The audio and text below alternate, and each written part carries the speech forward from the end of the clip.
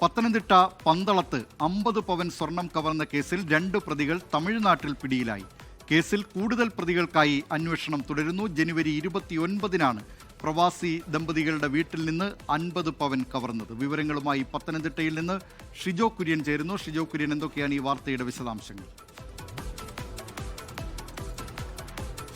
B Dileep Kumar, അന്തർ സംസ്ഥാന മോഷ്ടാക്കളായിട്ടുള്ള 2 പേരെയാണ് ഇപ്പോൾ പത്തനംതിട്ട പോലീസ് പിടികൂടിയിരിക്കുന്നത്. ഇക്കഴിഞ്ഞ ജനുവരി മാസം 29-ാം തീയതി പുലർച്ചയോടുകൂടിയാണ് പന്തളത്ത് ഒരു വീട്ടിൽ നിന്ന് അലമാരയിൽ സൂക്ഷിച്ചിരുന്ന 50 പവൻ സ്വർണ്ണം മോഷ്ടിച്ചുകൊണ്ട് പ്രതികൾ രക്ഷപ്പെട്ടത്.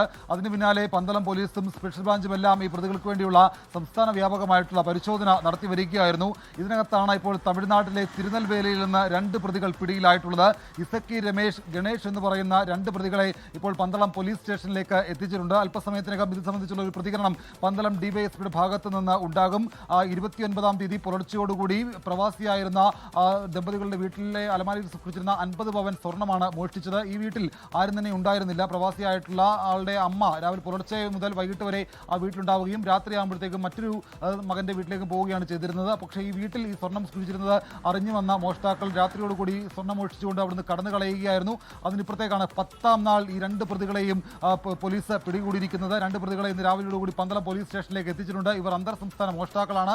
ഇപ്പോൾ പിടിയിലായിട്ടുള്ള ഈ ഇസക്കി രമേശിനും ഗണേഷിനുമെതിരെ കർണാടകയിലെ ഉടുപ്പിയിൽ നിന്ന് സമാനമായ രീതിയിൽ മോഷണം നടത്തിയതിന് കേസുകളുണ്ട് എന്നുള്ള കാര്യങ്ങൾ കൂടി പോലീസ് പറയുന്നുണ്ട്. ഇവരുമായി ബന്ധപ്പെട്ടുകൊണ്ട് കൂടുതൽ മോഷ്ടാക്കൾ ഇവരുടെ സംഘത്തിലുണ്ടോ എന്നുള്ള കാര്യങ്ങൾ കൂടി പോലീസ് പരിശോധിക്കുകയാണ്. എന്തായാലും 50 പവൻ പന്തളത്തെ പ്രവാസിയുടെ വീട്ടിൽ നിന്ന് മോഷ്ടിച്ച കേസിലാണ് നിലവിൽ 2 പ്രതികൾ പിടിയിലായിരിക്കുന്നത്. ബി ദിലീപ് കുമാർ.